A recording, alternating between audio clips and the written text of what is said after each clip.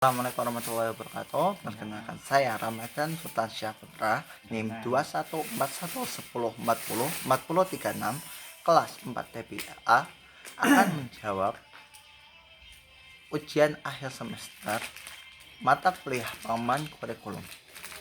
Langsung saja, yang pertama, apa perbedaan kurikulum 2013 dan kurikulum Merdeka ditinjau dari model kurikulum, organisasi kurikulum, dan ruang guru dalam pengembangannya? Yang pertama, model kurikulum.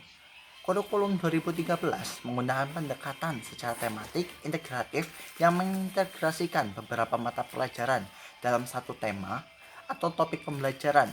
Hal ini bertujuan untuk mengembangkan keterkaitan antara berbagai konsep dan membantu siswa memahami keterhubungan antara mata pelajaran yang lain dengan yang lainnya juga. Yang kedua, kurikulum Merdeka. Sedangkan kurikulum Merdeka, pendekatannya itu melalui kontekstual. Pendekatan ini menekankan pada pengalaman langsung, eksplorasi, dan keterlibatan siswa dalam pembelajaran. Siswa diajak antara terlibat aktif dalam menciptakan pengetahuan melalui pengalaman nyata dan aplikasi dalam kehidupan sehari-hari. Yang kedua adalah organisasi kurikulum. Kurikulum 2013 memiliki struktur yang terorganisir secara hierarkis, terdapat tingkatan kompetensi dasar pada pengalaman langsung yang harus dicapai oleh siswa pada setiap jenjang pendidikan. Selain itu, terdapat pula pembagian pembelajaran ke dalam semester dan tahun pelajaran. Kurikulum Merdeka memiliki fleksibilitas yang lebih besar dalam organisasi kurikulum. Guru dapat menyesuaikan kurikulum dengan konteks dan kebutuhan siswa. Kurikulum Merdeka memberikan kebebasan dalam menentukan tujuan pembelajaran dan pemilihan metode yang sesuai dengan kondisi kelas dan siswa. Dan yang ketiga, ruang guru dalam pengembangan.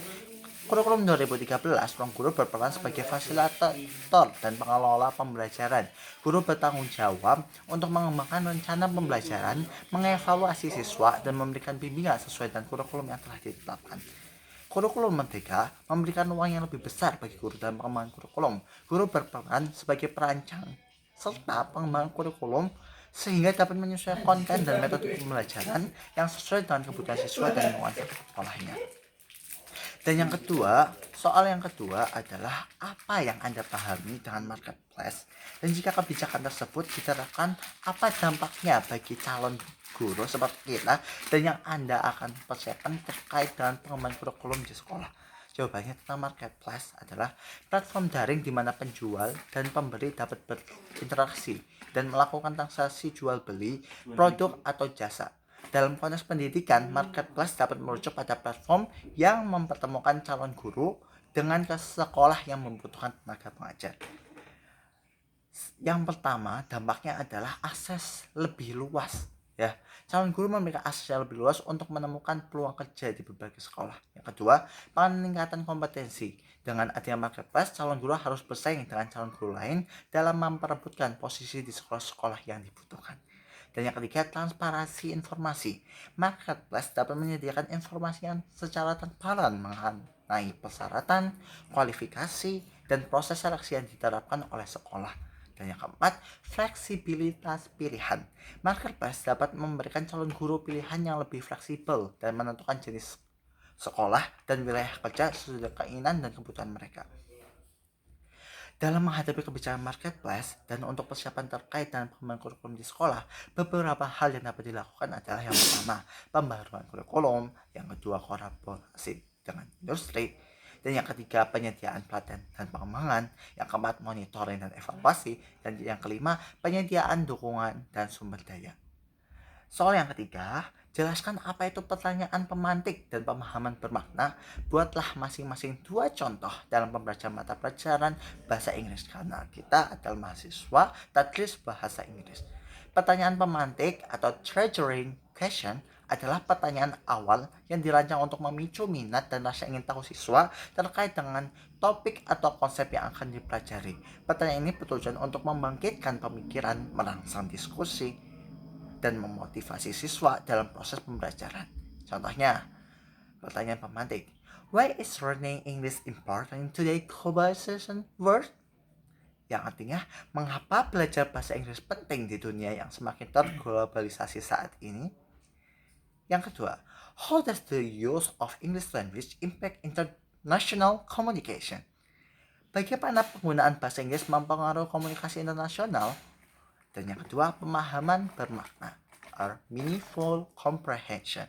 Mengacu pada pemahaman yang lebih dalam dan berarti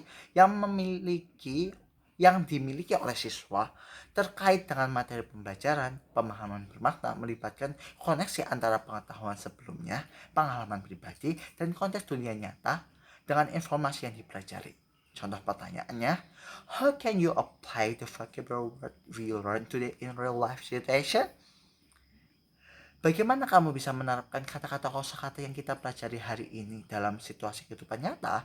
Dan yang kedua, discuss the culture differences you have observed between English speaking countries and your own country.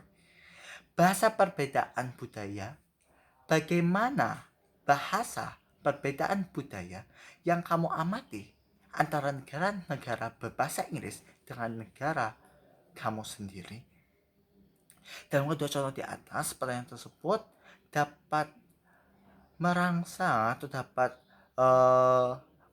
menjadikan siswa untuk berpikir lebih dalam, membuat koneksi dalam pengetahuan dan pengalaman mereka sendiri, serta mendorong mereka untuk menerapkan pemahaman bahasa Inggris dalam konteks dunia nyata dan mempertimbangkan aspek budaya dan penggunaan bahasa. Jadi saya cukupkan. Wassalamualaikum warahmatullahi wabarakatuh.